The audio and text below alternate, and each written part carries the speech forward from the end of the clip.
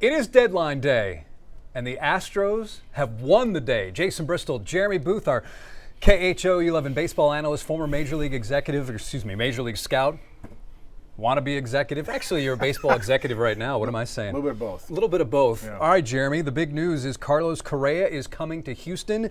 Jesus Sanchez is coming to Houston from the Marlins, and then Ramon Urias is coming from the Baltimore Orioles. That move made late last night. Obviously, the headliner is Carlos Correa. I'm all in on Carlos Correa coming here, especially at a discounted price. Yeah, it's kind of interesting how they pull those off. You know, I mean, these guys go elsewhere, they come back. Justin Verlander. It's pretty good work by Jim Crane and crew, whoever's in that GM chair. Regardless of what's gone on before you start breaking things down, I got to give Dana and I got to give the front office a lot of credit with what they've done. The Astros had some needs. They've had some medical issues. There's some guys on the men that are coming back. Medical issues. Yeah, that was being they gentle. They have 322 guys on the injured list. Medical issues. I was trying to be gentle in the positivity of the moment. But what you have is you have a situation where there's some clear needs, and they went out and addressed them to the best of their ability, better than I thought they would be able to do, to be honest with you. I mean, Dan did a good job here. And they're not done. They're not done. Presumably. Correa is a very interesting piece, coming back to play third base, a little bit like Alex Rodriguez did later on in his career. That's what I thought of. You've got Jeremy Pena, who's close, again, on that medical side, already in the organization, about to come back.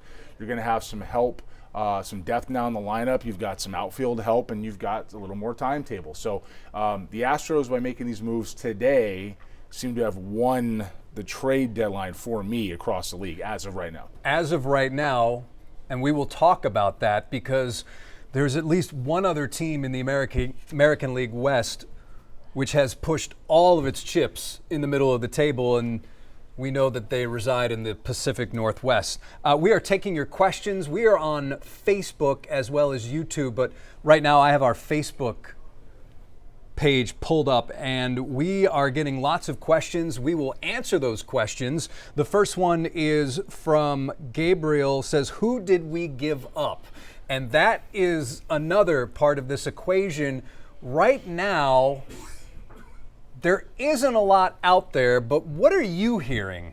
You know, I'm going to say they traded for what I'm hearing a little bit from the Major League roster. Okay. Dana said he would do that. I think they did that, right? Whether or not that is guys, certainly in Minnesota's circumstance, we're not trying to win right now. They're tearing it down. So it could be some guys that are hurt. It could be some guys that are not going to contribute this year, that were depth pieces that the Twins can grow with in the future. We don't know just yet. What we have heard is that so far, Bryce Matthews is not part of that equation. So far, we have heard that it is a priority prospect from the minors. That's what's going around, but this stuff is all still pretty private at this time. The reason why you hear about the big league guys and guys like Correa and the other players moving across the game is because agents talk. Yeah, they talk, but it's also because that's the big piece, right? If the Astros turn this around and not only win the division but get into the playoffs, no matter who they gave up, it's a win. Or deep in the playoffs, rather, it's a win because they're World Series contenders again right now. Oh, especially when you consider that this season, I think the American League is as wide open as it has ever been. And the Yankees have fortified their bullpen. The Blue Jays are making moves. The Tigers have made moves. But when you look at, I would say, the big picture, I would put, granted, injuries notwithstanding, this Astros team is certainly neck and neck with any of those teams, especially with the additions they've just made. You know, I got to be honest. For a little while, I put my head down and had some other. It's been a busy year in my front. Yeah. But with that said, I looked up and the Rangers were tied for the last wild card spot. And the Seattle Mariners traded for Josh Naylor and brought Eugenio Suarez back. And then you look around and you've got the American League East, which was a little bit of a bloodbath. And those guys are so tight connected. And teams you thought were out earlier in the year are back in it. And the Astros, of course, with all their injury problems, have come back to the pack where they had a pretty big lead at one point. So I agree. I mean, the American League is wide open. The Central is a little bit interesting. You know, you've got the East. You've got Shane Bieber went to Toronto, who's already a first-place club. Last time I saw them, they were a little bit of a mess at the big league level, and they've continued to tighten that up. So it's going to be fun to see what happens the last couple of months here in the American League. I wouldn't take my eyes off what happens in Dallas just yet, or in Arlington. I think they probably got to move up their sleeve. Which way they go is going to be interesting, but there's a couple things still to happen. So one other thing about the Correa acquisition before we get to the others, Bob Nightingale is reporting from USA Today there's only one prospect going to the Twins in the Carlos Correa deal, with the Twins paying a significant portion of the $102 million in Correa's contract. We touched on it at the start of this, that the Astros have done a very, very good, if not great, if not masterful job of acquiring past players and having the other guys pay for them. And really, there's no way, given how close the Astros are to the luxury taxes, that they could make an acquisition like this without the Twins paying a huge chunk. So if you were Dana Brown, what number would you hope that the Twins would be paying? Half? A little bit, all of it. Not all. It can't be all of it. You know, it's 75%. I would guess it's at least half. I say closer to 75, somewhere in that range. And here's why I say that: because you have a player in Correa who's high priced with an organization that's going a different direction. That's pretty standard. That happens all the time. But you got somebody here, if we're being as open as we can about it, who has a pretty extended injury history now. You have somebody who's had a couple different physicals, one in San Francisco and then one in New York years ago where they didn't pass, and then comes back to Minnesota, signs him, and it's a short-term deal, and then they sign him with options. So you have somebody who's a little bit beat up. Same reason why the Astros wouldn't go there the last time around free agency. So to me, to get him off their payroll and to clear some flexibility in a time where they're clearly going to rebuild, and you have to figure. And they're on the sales block. Yeah. I mean, you have to figure with Twins, it's open. It's an open sale now. Anybody who's there as a veteran with any kind of status likely is going to watch what they're doing and not want to stay. So if you have that type of deal and the club's up for sale, streamlining those books and rebuilding through the system in the draft, something the Twins do well, to be able to do that along with take them into the next part of their existence is likely what happens. So anything that they had to do, they probably did. So Correa's contract is roughly $33 million a year. You think the Astros would be on the hook for 10 of it? 12. 10 to 12? Yeah, and that would make sense with where they would want to pay him based on his injury history now and what they think they can get out of him. Getting 162 games out of Carlos Correa is not going to happen. No. Getting 140 games out of Carlos Correa is not going to happen. Getting 120, probably. Somewhere in that range, right? And so what's that worth for that production on the field? What's your depth pieces around him? Jeremy Payne is going to play short every day. I think that's a foregone conclusion, has been for quite some time. So we'll see where that lands, but I'd imagine a significant portion was eaten knowing the Twins are not going to have a big payroll for a while. Jason Bristol, former Major League scout, Jeremy Booth, our KHO 11 baseball analyst, as we are breaking down the Astros moves. Before we take a few more of your questions, I see them populating here on the Facebook page. The Astros also getting Ramon Urias from the Baltimore Orioles, which I think was a really, I don't want to say under the radar move, but it is a necessary move given all of the injuries, because at the time, who knows if you were going to get Carlos Correa. Carlos Correa said yesterday that he thought the talks were not serious yet. Right. Or they were not serious right now. So that was a good backup plan. He is Gold Glove caliber defender. Yeah, it gives you an option when Correa can't play. I mean, that's really what it does. But can also play other positions as well. But you're also fortifying that position. Right now you've got Paredes is out for how long? 6, 7 months? Yeah, the talk is that obviously a lot of these moves probably wouldn't even be happening if Isaac Paredes was not going to miss likely the rest of the regular season. We will talk to Dana Brown, the Astros GM, following the trade deadline, and that will certainly be one of the topics. But the latest news is that he is done for the season.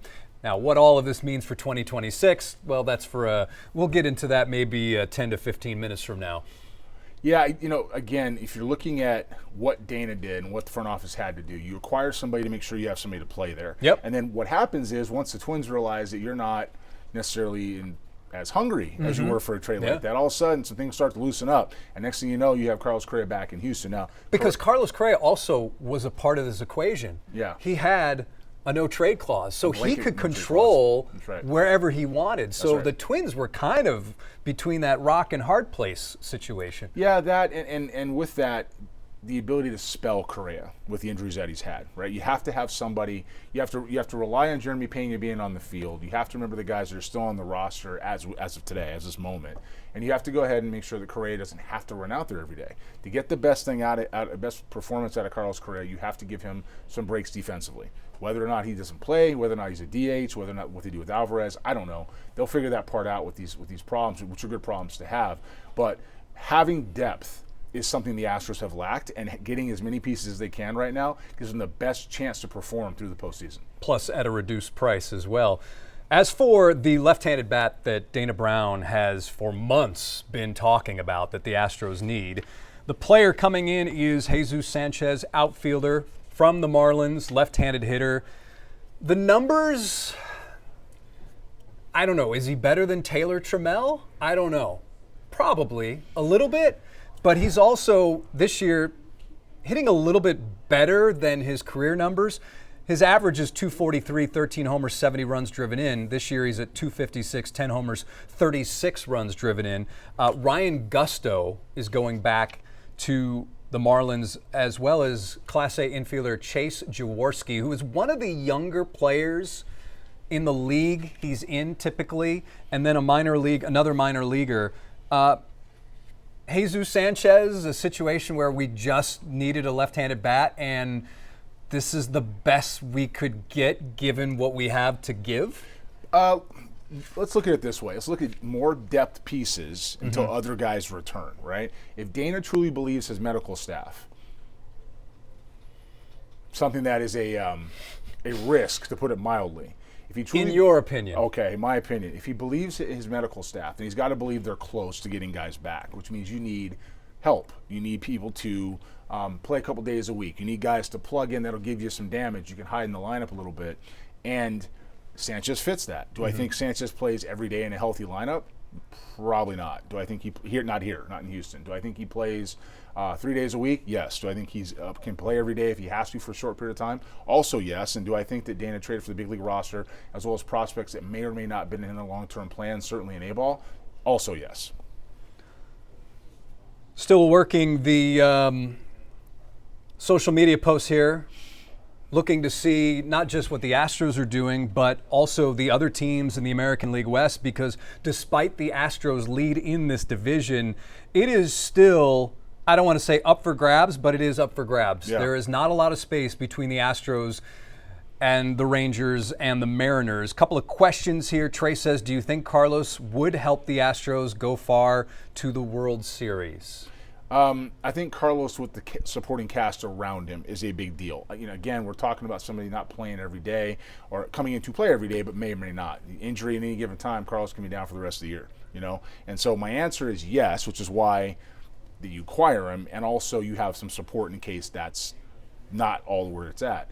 The Twins picking up that much salary says that the Astros know he's a risk. It's not just about money. It's about risk mitigation. So the answer to your question is, yeah, I think that's a piece of a puzzle now. I don't think Carlos is the aircraft carrier he once was. I think that's probably fair to say. But it doesn't mean he's not a very good major league player still, and he doesn't plug right in a place where the Astros have a need. How much does the environment, though, in your mind, Minnesota, play in Carlos's overall numbers? And, I mean, he just played with such a swagger, so much. I mean, he's a beautiful player to watch. Like, that is one, when he is on his game with everything he can do. And listen, I didn't watch Carlos Correa day in and day out in Minnesota, but I gotta wonder if and granted, the Twins have been up and down, but when you're not winning consistently, it's gotta obviously wear on somebody. But Minnesota's also not an easy place to play as a hitter. So is it possible that we could see maybe not a dramatic shift in numbers, but enough of a bump that Carlos Correa could be a 270, 25, 85 guy? I think that's possible. Guys like Correa that have that type of ability, they have rebound years all the time. They come back into an environment that's comfortable, certainly a good place to hit in the now Daikin Park. It's the same ballpark it was with a different name, I guess is kind of what I'm saying. Yes. He's still going to be able Although to we hit. aren't hearing that the batter's eye is a problem this year. I haven't heard that, Imagine remember? that. Yeah, it's funny. So you have a guy that's going to come back to a very familiar environment. He's going to come back to a place that he's loved and wanted. Beloved. Yes, and appreciated, and that's going to inject new energy. The fans in Minnesota, they're good fans. They're really, really good fans, but they're different. They're just a different energy type fans. It's a different environment. They're bundled up. Exactly. And we talked about that when Correa signed there, about how he was going to be cold the first few months of the year and how that wasn't going to be a whole lot of fun either. So do I think you're going to see some natural resurgence? Yeah, you're going to see some natural resurgence. It doesn't change the fact there's been a few years. It doesn't change the fact there's been some more injuries, and the body just isn't what it was. Carlos is now 30 years old. When you look at his numbers in Minnesota. Wait a minute, he's just 30? Yeah. Wow. The first year, really good. 291, 22 homers, 64 runs driven in. Last year, he hit, in 2023, 230, 18 homers, 65 runs driven in 135 games. Last year, as an all-star, he played in only 86 games, and he batted 310, 1454. But again, he played in only 86 games. This year, 93 games, and as I've mentioned, at least on air, 267, 7 homers, 31 runs driven in. So Carlos Correa is, but I also think there's this leadership quality, or I don't want to say void because Jose Altuve is a different kind of leader, but Carlos has that swag, man. And to have him back in this environment, I don't see where it, at least in the short term, can go wrong for Houston. I just don't see it going wrong. I don't think it goes wrong in the short term, but I think what you said was a pretty important point. Let's go back to the Alex Rodriguez comparison when he goes to the Yankees, okay? Now that's Derek Jeter, and that's Derek Jeter's team. And I'm not comparing Pena to Jeter when I do this. What I am going to say is that Alex was the guy in Seattle behind Griffey and whatnot. He goes to Texas, and he is the guy in Texas, right? He's this big, I'm the guy, I got to perform, excellent numbers that were ridiculous even at the time. And then he goes to New York. And I actually had to follow the Yankees, as you know. Yep. And I scouted them as a big league club, which was one of the easiest jobs in the history of my career.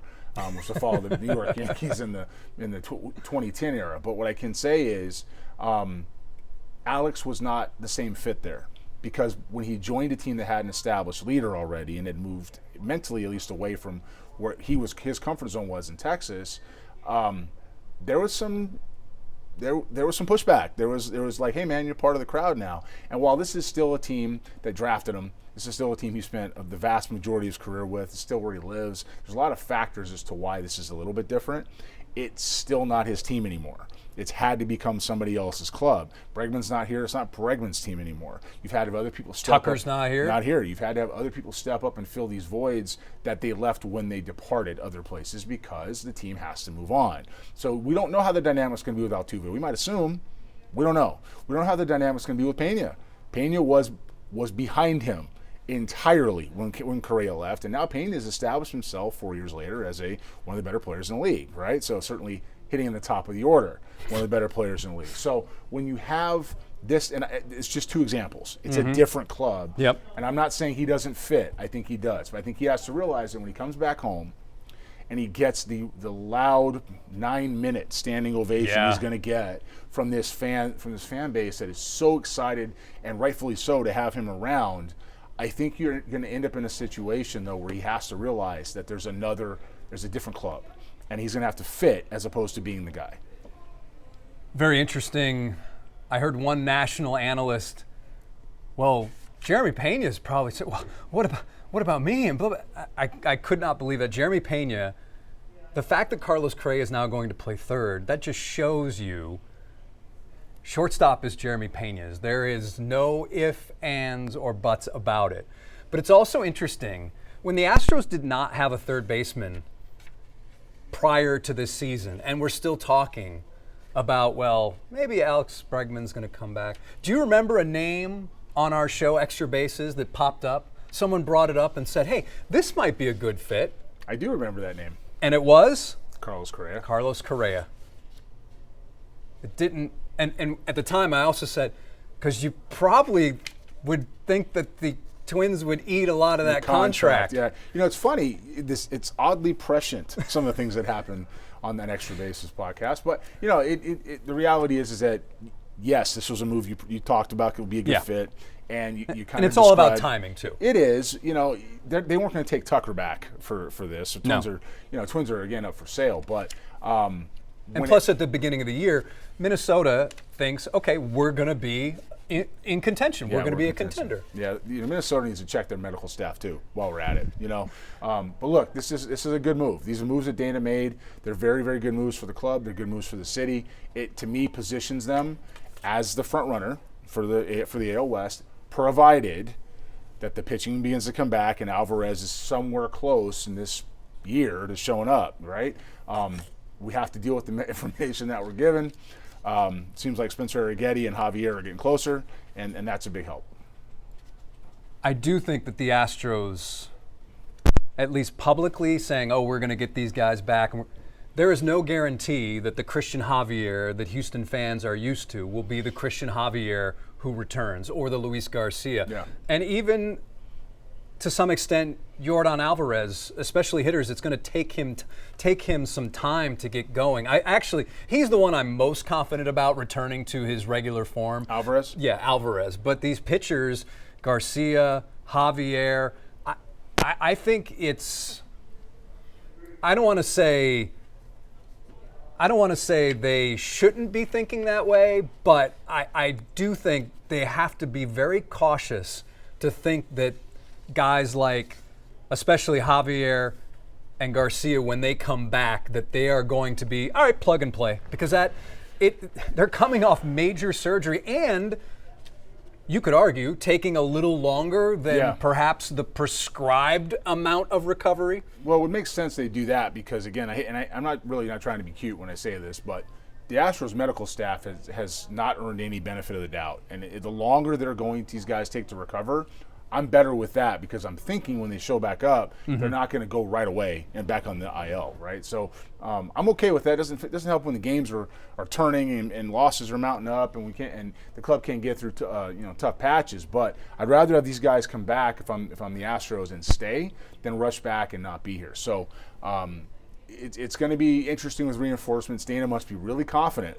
he's getting these reinforcements in the next couple of weeks for these guys to plug and play. Chandler Rome reporting that essentially the Astros-Twins deal with Carlos Correa as the centerpiece, that it's essentially a salary dump and that the prospect was described to him as minimal.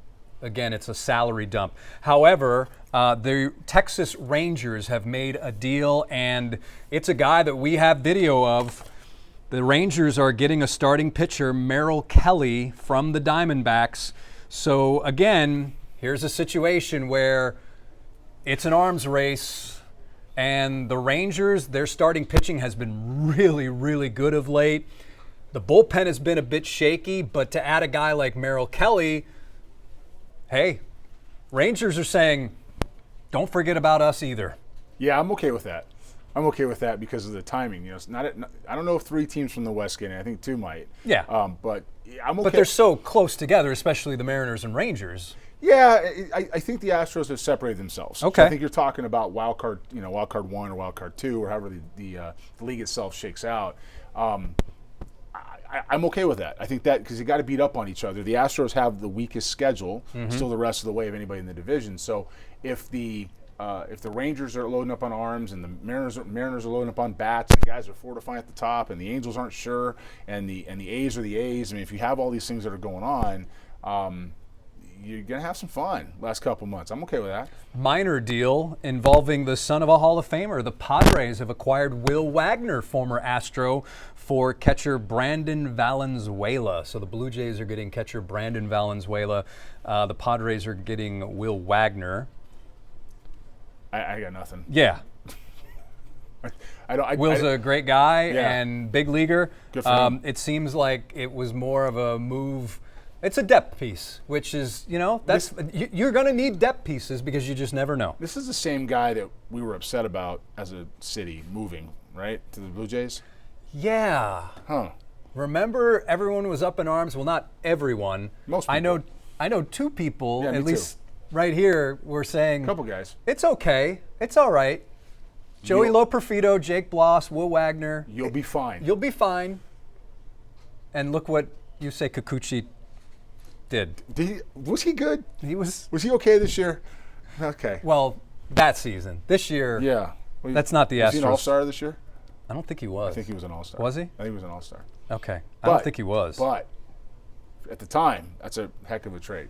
I did a little different lineup construction a year. I'm going to wear that one for a while. So Jeremy, for those who do not watch Extra Bases, Jeremy for the longest time has been a critic of how the Astros stack their batting order, and in many ways, what he and we have been saying, especially last year, came to fruition. That guys like Kyle Tucker and Yordan Alvarez should not be batting second. And when you look at the numbers last year, they were much better with Alex Bregman batting second. He's been a long proponent of Jeremy Pena moving up in the order, and then Jeremy Pena finally, after becoming the best player on the planet during a stretch of 2022, batting second, the Astros move him to a leadoff role and then becomes one of the best players in the sport. Correct me if I'm wrong, but didn't you ask that question about the lineup and the basic stats but too, like wins and losses? Yeah, but I'm glad to see they've got it figured out. Congratulations, Joe. So you're right. You say Kikuchi was an all-star this year. Yeah. My bad. Yeah. My bad. So the Astros won that trade too. My bad. Is that right? My bad. So we have 17 minutes. 17 minutes away from the trade deadline. We're taking your questions on Facebook. Of course, many of you are also watching us on YouTube. Here's a question for you, Jeremy. If you had to choose between Sandy Alcantara of the Marlins, Dylan Cease of the Padres, and I was going to throw Merrill Kelly, but he's now out of the equation, going to the Rangers. Which of those two, Alcantara or Dylan Cease, who we're seeing right now, which of those two would you rather have? It's not as simple for me as an ability one-to-one. There's a lot of factors in there. I think where the Marlins are in perpetual rebuild and the way they run their organization, with analysts thinking just analysts, that they think they can always find these diamonds in the rough. That's kind of their job, right? I think you have the ability for the Astros to do a better deal for you by going to get Alcantara. I don't think you have a better deal for you with the Padres. A.J. Preller knows how to go ahead and get prospects back. Yes, he does. They just went ahead and acquired a closer, Mason Miller, from Oakland. They're not in punt mode over there. So if they're going to go ahead and do those things, whether they're rebuilding for next year or retooling for next year, or they're still making a push right now, which seems like more of the case, Dylan Cease might cost a lot off your big league roster to go ahead and get him. So for me, I'm probably going to the Marlins and I'm getting Alcantara. And probably not just from the major league roster. He's going to want everything, all of it. He does a decent job. Yeah, I mean, look, if Dana can get him into a different place, then good for Dana. But for the moment, on the surface, you would assume that A.J. Preller would say, you want Dylan Cease, give me your left side of your infield, your right side of the infield, and your DH. All right, more questions here. Samantha, what roles will the other new players have? Michael says, are they planning on sliding Correa into third base? Yes, that is entirely correct. Isaac Paredes is presumably done for the season with that hamstring injury. We could talk about what's going to happen in 2026, but I think it's one of those situations, almost like a draft. You draft the best player available and you worry about the other stuff later. But yes, Carlos Correa will be your third baseman, and I imagine that was one of the discussions that was had between the two camps. And then Urias, he's a guy that you can play at third when Carlos needs a break. He's a guy that you could probably play at second a little bit. I don't know if I'd have him at shortstop much. He could probably, in a pinch, play a little outfield, maybe, but he's a third baseman, second baseman guy. Yeah, it's help. Urias is help. And in a lineup where the Astros have the guys they want out there, Sanchez help too. He's not necessarily a guy. He's not necessarily a guy that is going to carry the lineup. He certainly plugs in holes. Yep. It's interesting, however, we're talking about Alcantara versus Cease, making the trade for Sanchez, you would think you may just talk to them about Alcantara at the same time. So maybe that is a little indication they're looking more towards San Diego. If it's me, I'm like, I want this guy, and what do you want back? And just kind of make it all one deal. So maybe it's 2 deals, maybe it's not. Maybe they go back to Alcantara if they can't get the Dylan Cease deal done. That one's going to shock me because it's going to send a message for the Padres too. What they get back for Dylan Cease is going to be a big indicator. Here's one that's out there, okay, and it's a little bit confusing to me. Again, as the moment I walked in here, I hadn't seen this happen, so correct me if I'm wrong. I know Justin Verlander is available, and I know that his stuff is good. He's throwing the ball hard. He's not the same guy. It's a 4-inning guy. He's probably a guy that definitely helps us rotation towards the back this time. Okay. But that's a prospect deal. They would be willing to take prospects back to go ahead and a big portion of his salary. A big portion of his salary to let Justin not all of it. To let Justin Verlander. It's a 1-year rental. It's not like it's a multi-year deal to come here or anywhere else and pitch in a postseason potential. Would not surprise me to see with, we said 17 minutes left, call it 15 now. Would not surprise me with 15 minutes left to see the Astros pivot to Verlander and say, hey man, you're our number 4. And then all of a sudden you've got Brown, Javier, Arrighetti, Verlander, Fromber, 6 guys to get through 4 games, and you're piggybacking people with that bullpen. That's a lot less expensive for me than a Dylan Cease or an Alcantara. And I don't think that's a bad one, and I was kind of waiting to see if they were going to go do that. But again, if you're playing for the postseason, you're adding depth right now, you've got a lead, you have these guys coming back, you're fortifying your offense, you're filling holes. Now all of a sudden you get one last run with that crew together, Sans, Bregman, and Tucker. But you get one last run together where Verlander gets to go out potentially a champion. He comes back in. It doesn't cost a whole lot to San Francisco. They pick up some of the money. You give some players back, and now you've got 6 guys for 4 games in a postseason. I think that's a win. Ramon Urias has been a mostly third baseman. Yeah. He's also played second and first base. That helps everywhere. Yeah, it does. It does. We are now at 11 minutes from the deadline. You mentioned the Marlins and the Sanchez deal, and hey, maybe we can talk about Sandy, the pitcher, Alcantara. The Mariners, they'd made 2 separate deals with the Diamondbacks about a week apart. So I imagine Eugenio Suarez was certainly talked about the first time when they acquired Josh Naylor. Yeah, for sure. That makes the Mariners lineup much deeper. It lengthens the lineup.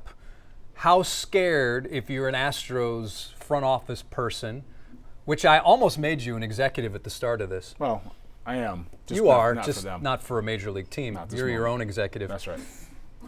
How afraid are you of what the Mariners have done, given what they also have in their rotation? Having sat in those rooms when those things go down, and literally as you're leading into it, getting phone calls at 2, 3, 4 in the morning about trades or 40-man guys or what we're going to do, I can tell you, even with the cameo in Jeter's documentary, sitting in the 4th row, Jeter rolls his ankle. Look for it. Jeremy's in there. It's in there. So, but you sit in those rooms and you start thinking about what the other clubs are doing. And it's not about keeping up with the Joneses, it's about how to counteract it, right?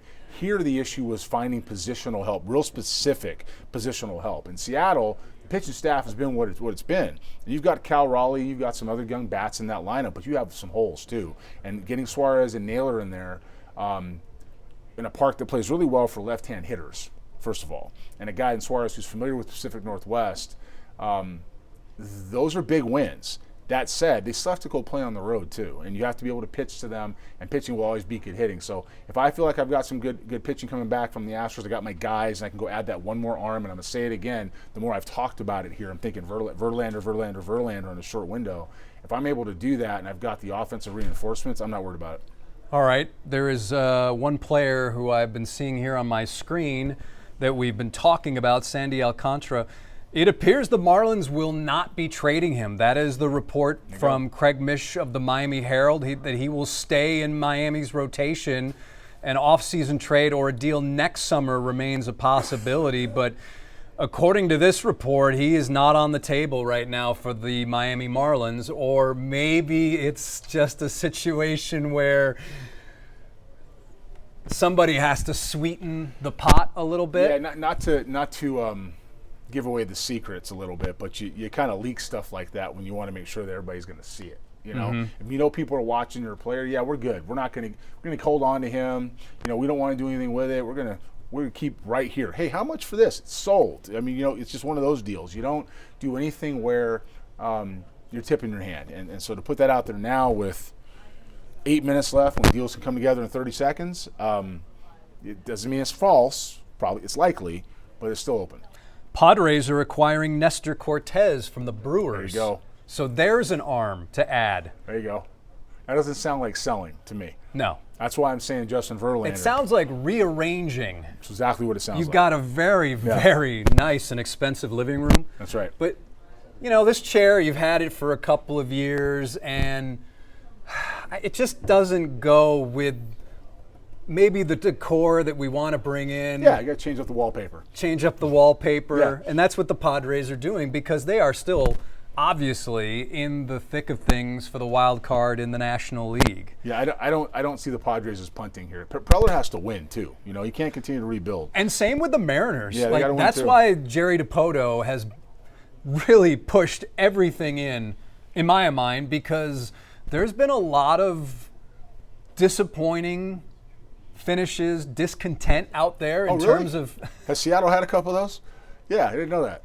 I had no idea that the Seattle Mariners had been through some frustrating times. But that said, Verlander is he's, if I'm the Astros, he's my target in the next 8 minutes. Really, because the Giants are willing to move him out of, quote, respect for Justin Verlander in his career. Trey says, I think the Astros should bring back Hunter Pence. At this rate, who knows? Maybe in a year or two, they'll get Alex Bregman and Kyle Tucker at a discounted price. Well, Bregman's certainly a possibility if Correa's here. I'll tell you that. I mean, I was going to play third base, but it's certainly a possibility. What happens now, Christine says, with Shea Whitcomb? Will he stay in Sugarland, or is he being mentioned in a trade deal? Shea has been optioned to AAA, so he was no longer right now on the big league roster. The Astros posted that, I don't know, a half hour ago. Shea Whitcomb is a depth piece. He's a guy that who is now 26? Yeah, I don't know. I got to give Astros fans some credit, man. They pull stuff out like that somewhere. You know, it's like, hey, Shea Whitcomb, and what about John Singleton? I hear you, and we want to be respectful for the major league because they're major league players and they're very talented. They're just not championship-winning players. Samantha says, I stepped away for a minute. Come on, Samantha. You stepped away? Life. This is it. I stepped away for a minute. What pitchers are left? Justin Verlander. That help? Would that help? Merrill Kelly's gone. Dylan Cease is still out there. Want somebody throwing 97 miles an hour who loves you? I'm not you. It's a general thing. It's 97 miles an hour. You got Justin Verlander at 97 right now? That's what you've been hearing? Yeah. I mean, I know he's been throwing the ball better. 97 miles an hour. Now, again, it's not 5 innings. It's not 6 innings. It's a window. It's a window. But if you piggyback him or start him with somebody else, and you have this type of like an Arrighetti comes to mind, right? Because Blanco's out for the year, and it's just the rest of the year. It's 2-month rental on a club that's willing to move him to do that. There's no reason why he can't perform. Just to respond to one comment here, Jude says Pena's gone next year. Correa goes back to short. No shot. Nope. Jeremy Pena is an Astro through, I think, 2028. That's when he's scheduled to be a free agent. Let me look this up. Pena's what, 27 years old now? He can become a free agent after the 2028 season. Yeah, there's no shot that Jeremy Pena is leaving. Or moving off shortstop. No. And I think Carlos is fine with that. But Carlos knows, I mean, I hate to use the phrase student of the game, but Carlos knows, he knows who the shortstop is of this team. He knows. Yeah, at the time. He's fine with it. He's perfectly fine with it. That was 22, Yep. Pena, rookie year? So Pena is 27. Right, so he's got 4. Wait, Correa's only 3 years older than Jeremy Pena? Yeah, that's crazy. Wow. Well, Jeremy Pena, remember, was a college player, and you have well, that threw me for a second. 27 and 30. Yikes. You have a situation where you have a player under control for a few more years. That's going to take him into his age 30 season. right? You're not going to trade that player. You're Nope. going to keep him, and you're going to keep him on the roster. Correa understands he's a third baseman at this point, and that's just where it's at. You're not going to weaken your defense to, after 4 years of Pena Manning shortstop, 22, 23, 24, and 25, to bring this guy back. You're bringing him back to hit. That's what you're bringing Correa back for, to hit and catch the ball in a very short reaction type situation at third base. Doesn't have to move a whole lot. You're bringing Carlos Correa back just for that. That's it. Down to 3 minutes. It is 4:57 Central, 3 minutes away from the trade deadline. The Astros, Dana Brown said on the team's flagship radio station yesterday morning, what are they looking for? They're looking for impact. I would say, let me ask you, has he done that? I would say yes. Dana? Yeah. A different kind of impact, but he's made an impact. This will definitely be felt in the clubhouse for sure. They're all, Jose Altuve and Jeremy Pena. Look, they've done an excellent job of bringing players in that they need to win. These are pieces they need to win, and so in that respect, yeah, it's an impact. Is it individually one impact more than the other? It's probably an emotional lift to Carlos Correa showing up, at least in the short term. But those things can wear off if the roles aren't managed right. That's what I was talking about earlier with clubhouse chemistry. That said, the impact is going to be in showing the club, the players, that he's finding pieces to help them get over the top and try to win a World Series. And that's what players ask for. They ask for, when you get to this deadline, that you do what you have to do to help guys get over the top. I'm okay now, being that you're a minute and a half away. I'm all right with taking a flyer on Justin Verlander for a low-level guy and then having the Giants pay most of his salary. I'm okay with it. Me too. There's no downside to that. Not at all.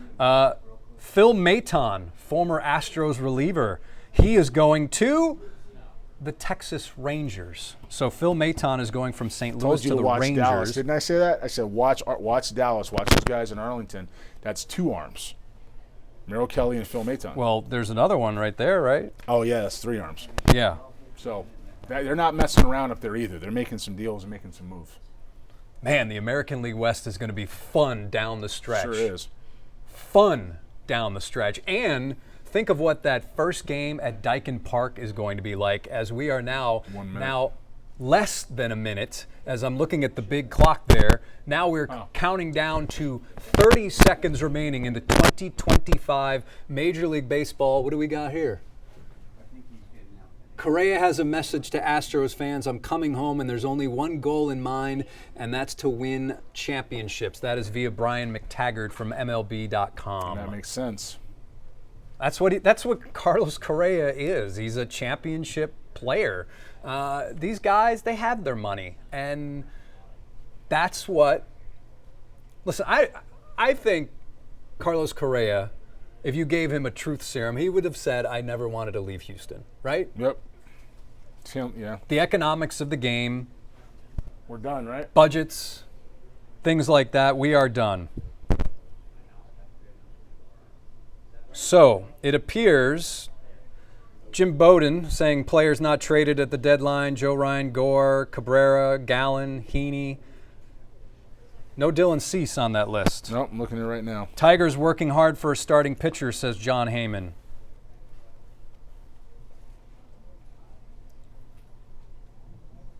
I don't see anything else that says. Yeah, So, that's it. did the Astros get? Well, listen. It's possible. I'm looking at it right now. It's possible. We'll see. I don't see it.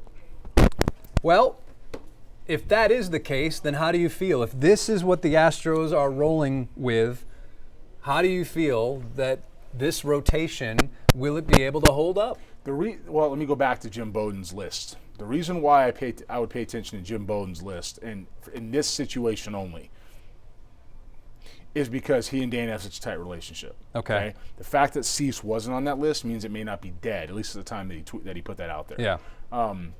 There's stuff we can find out about in a couple of minutes. It just hasn't cleared the commissioner's office and was just filed. Giants have made a trade, and the Yankees getting another bullpen arm. Camilo Doval, the closer. Yep. Man, so they now have the Pirates closer, and they have the now the Giants closer. What's going to happen here in the next few minutes, Jeremy and I will be going live on KHOU 11 News at 5, so we will have a brief break in the action, and then you will see us pick up on TV, and then we will continue. We shall see if there's more news to add, but certainly we will continue to talk about Carlos Correa. That is the big thing. John Paul Morosi, who I actually saw in Cooperstown, by the way. Yep. I said to him, hey, it's nice to see you're taking a break from your hockey coverage. He says the Nats did not trade Mackenzie Gore. Yeah, I don't get what they're doing out there. It'll be revealed later on, but Mackenzie Gore would have been a piece to move. I tweeted yesterday I thought that Mackenzie Gore would look really good in an Astros uniform, but I don't know if they had the pieces to. Trade deadline is over, but now there will be a handful of moves trickling in over the next 30 minutes or so, which is nothing new. Certainly from Astros' historical perspective, one of the great all-time stories is Justin Verlander right before the deadline in 2017, them sneaking that paperwork in right before, I think with 30 seconds or something like that. Under 30 seconds to spare, and then the commissioner's office getting it, and of course the rest is history with the Astros winning the 2017 World Series. It is 5:03. Let me see if I can get some more of your questions here on Facebook, which sometimes navigating this is no easy task. It is not. It's interesting. The first opponent that the Astros will have at Daikin Park, I believe, is the Boston Red Sox with Alex Bregman. That's going to be fun. When is that? That is a week from Friday, I believe. All right, what other questions do we have here? Time's up, Brant says. Thomas says, is there a chance we did the deal for Cease and it just hasn't been announced yet? Thomas, without a doubt, it is certainly possible. It is certainly possible. Jamie says, what about Charlie Morton? Charlie Morton just went to the Tigers. Charlie Morton to the Tigers. There you go. Interesting. Of course, a little bit of an Astros reunion with manager A.J. Hinch. And the Tigers are they're the favorites, obviously, to win that division and the class of what they're going to do in the Central. Samantha says, did they give the number 1 jersey to someone else? Luis, I asked that question, and Luis Ortiz, our colleague, said that Brandon Rogers had it. Really? Yeah. Interesting. My guess is he won't have it anymore. No. No, he will not. All right, so Charlie Morton. That's for Jeff Passan. That's through Jeff Passan from ESPN. Hi, Jeff. Of course, with the Astros in the postseason all of these years, we see them, they see us. It's kind of been an annual thing that we see a number of these national beat writers. The Astros are done, according to Chandler Rome. The source tells them that the trade deadline haul is Carlos Correa, Ramon Urias, and Jesus Sanchez. Talks with Dylan Cease, according to Chandler, were legitimate and at times picking up steam, but ultimately never got over the finish line. Interesting. That makes sense. Makes sense with what the Padres are doing. They're still trying to win. And Preller, So we're at 5:05 here. So it appears that the Astros are done. So, Jeremy, I think at 5 o'clock, we'll get the reaction to the Carlos Correa trade right off the top. Yep. And then I'll say, given the number of players, 3 that the Astros have acquired, do you think the Astros did enough? So those will be my questions for you here in a couple of minutes, as we are a little bit of behind-the-scenes television work right here. So, as we get ready to go live on KHOU 11 News, the big deal, Carlos Correa going to the Astros from the Twins.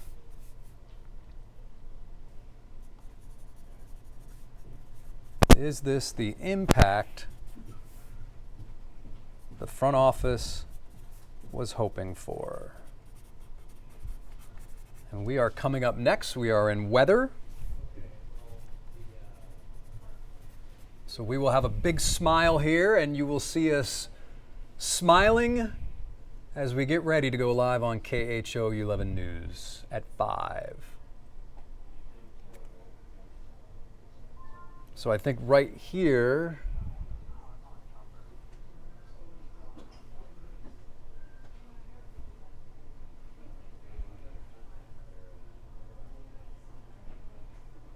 but keep sending in your questions. We'll take as many as we can here as we wrap up. All right. Nothing else out there that impacts them either. That's it. Mariners are done. 30 seconds away. Okay. The Jays added 2 more players. Oh.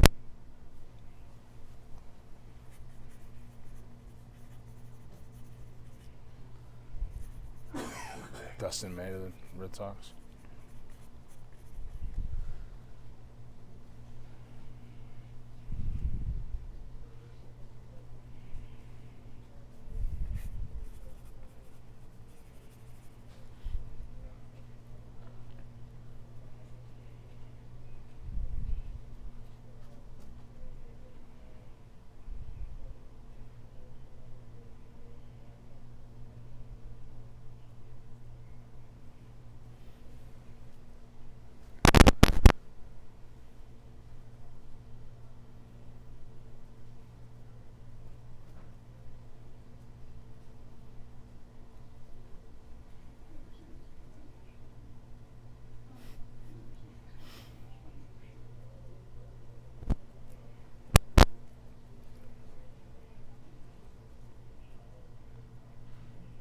Yes, without a doubt, the Astros have their swag back.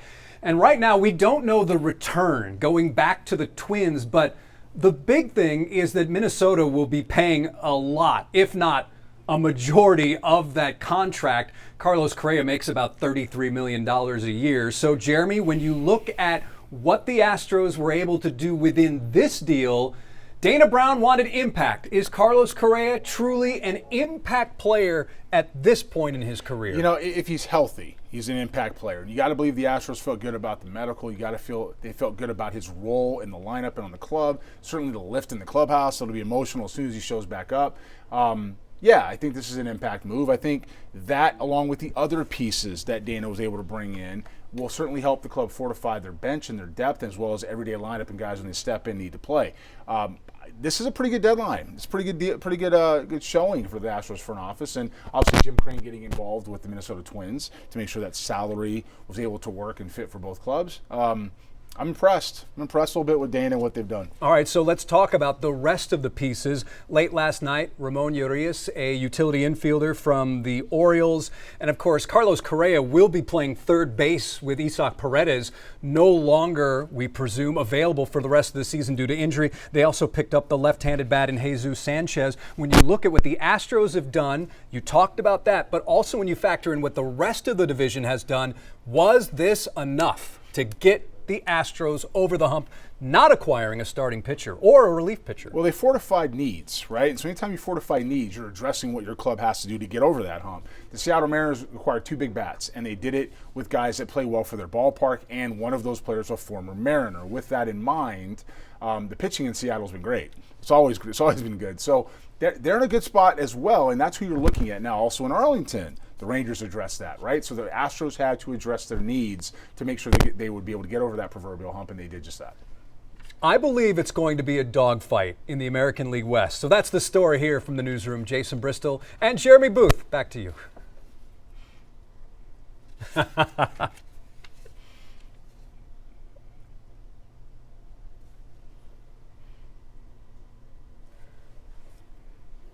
Thank you. All right, now we are back here on Facebook.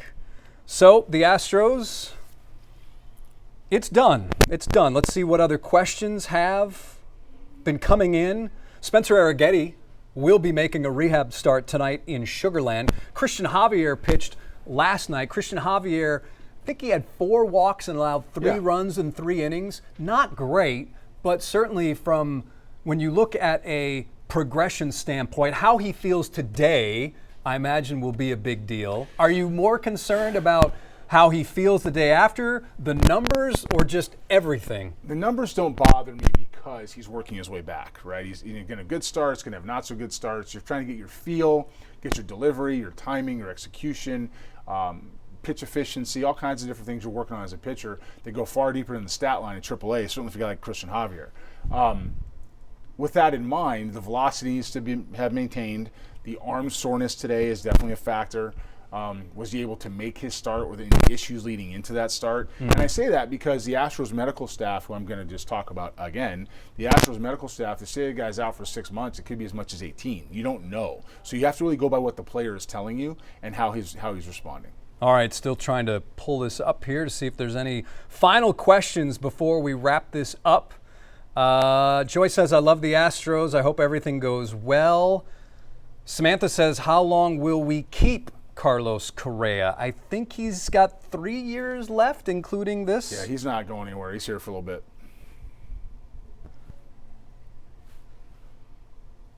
He signed a 6-year deal back in the day, and this was year 4. Correct. So he's got 2 more after this. Now, real quick, when Isaac Paredes returns next year, what do they do with Carlos Correa? If I had to ask you today, where does Isaac Paredes play? Where does Carlos Correa play? And in many ways, does it affect Jose Altuve? No, I think you have. I don't know. I don't know what they're going to do. I think you end up with a rotating DH. I think they're going to try to put Alvarez back in left field again. Correa's going to get some days at DH. Paredes can go play some second base. Altuve gets some days at DH. You get some guys playing first base. I mean, it's not a problem to have this many bats. You know, the question is going to be who is the depth piece for Jeremy Pena, right? Does Correa slide over to play short when Pena doesn't? Dubon? Well, I'm a huge Dubon guy. I know you are. I'm not sure that a lot of people in the organization really are. I am. I'm a huge Dubon guy. So there's a lot of different avenues this helps. Can't have too many of these guys as long as you have at bats for them, and it would seem that they would have at bats for them. Now, I don't know if they put somebody in the outfield. That's a problem for next year. Right now, you have Paredes out, so it solves itself. All right, that's going to do it for our trade deadline show here on all of our various social media platforms. We appreciate all of you chiming in, and of course, the Astros one more time picking up Carlos Correa, Jesus Sanchez, Ramon Urias. As the Astros, the word you use, fortifying themselves as they try to make another push towards another World Series and an American League pennant. So that's going to do it for us here. Dana Brown will speak at 5:20. We'll have complete coverage of that on KHO 11 News at 6 and at 10. For Jeremy Booth, I'm Jason Bristol. As always, thank you for watching, and we'll see you next time here from the KHO 11 Newsroom.